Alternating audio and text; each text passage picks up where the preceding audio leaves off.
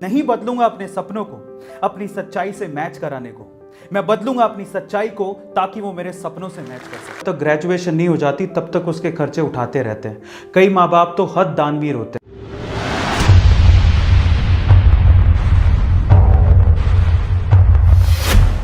हमारे देश में एक अजीब सी परंपरा है। यहाँ पर माँ बाप अपने बच्चों के 10वीं तक तो खर्चे उठाते ही हैं, 10वीं के बाद भी 11वीं 12वीं और जब तक ग्रेजुएशन नहीं हो जाती तब तक उसके खर्चे उठाते रहते हैं। कई माँ बाप तो हद दानवीर होते हैं, जब तक बच्चे की जॉब नहीं लग जाती तब तक वो उसके खर्चे उठाते हैं और इस चक्कर में बच्चे बिगड़ जाते हैं। यहाँ पर बाहर के जैसा नहीं होता। ज़्यादातर डेवलप्ड कंट्रीज और अच्छी कंट्रीज में बच्चे अपना पार्ट टाइम जॉब करके और मेहनत करके 10वीं के बाद से अपने खर्चे खुद उठाते हैं, लेकिन इंडिया में ऐसा कुछ नहीं है। यहाँ के बच्चे माँ बाप के पैसों पर तो अपना हक समझते हैं। वो ये कहते हैं कि हमें पैदा किसने किया, इन्होंने, तो हमारे खर्चे भी यही उठाएंगे, ये तो इनकी जिम्मेदारी है। हद तो तब हो जाती कि जिस चीज़ के लिए आपके खर्चे उठाए जा रहे हैं कम से कम वो काम तो करो, अपने सपनों को पूरा तो करो, अपने पाँव पर खड़े होने के लिए मेहनत तो करो। लेकिन नहीं, ये भी वो लोग नहीं करते। ज़्यादातर यूथ का कोई एम, कोई लक्ष्य नहीं है और ऐसे बच्चे फाइनली ठोकर खा के ही समझते हैं। ऐसे ही एक लड़के को उसके फादर ने इंजीनियरिंग कॉलेज में एडमिशन दिलवाया। खुद तो इतनी फीस अफोर्ड नहीं कर सकते थे, इसीलिए बेटे के सपनों और जिद को देखते हुए उन्होंने लोन लिया और उसे बाहर भेज दिया। कुछ दिनों तक तो ठीक था, लेकिन कुछ दिनों बाद बेटा ये भूल गया कि वो लड़कर और लोन लेके बाहर पढ़ने आया है। इसके बाद लड़के को हवा लग गई और पढ़ाई और लक्ष्य से उसका पूरी तरह से ध्यान हट गया। फालतू घूमने और लड़कियों के पीछे भागने में ज़्यादा ध्यान रहता था। बड़े शहर की हवा लगने की वजह से वो बिगड़ने लगा था। इसी वजह से एक बार उसकी बैग तक लगते लगते बची थी, फिर भी वो नहीं संभला।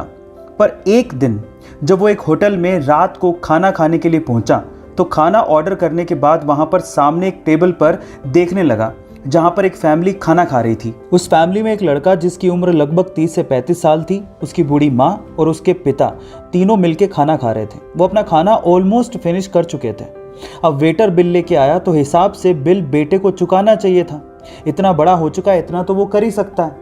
लेकिन वहां जो भी हुआ वो हैरान कर देने वाला था। उसने देखा कि बिल आने पर उस बेटे ने बिल को देखा ही नहीं और पानी पी रहा था। पिताजी भी अपना खाना फिनिश कर रहे थे और उन्होंने भी बिल को इग्नोर कर दिया और तब उस लड़के की बूढ़ी माँ उठकर काउंटर पर गई और बिल दिया। अब जो लड़का उस फैमिली को देख रहा था उसे मानो इसमें अपना फ्यूचर नजर आने लगा। उसने ये सोचा कि अगर मैं भी ऐसा ही करता गया और पढ़ाई पे ध्यान नहीं दिया तो एक दिन मेरी भी हालत ऐसी हो जाएगी कि मैं अपने माँ बाप को एक अच्छे होटल में खाना तक नहीं खिला पाऊंगा। तब वो लड़का जागा और उसके बाद उसने अपनी सारी खराब आदतें छोड़ दी, अपनी पढ़ाई पर फोकस किया।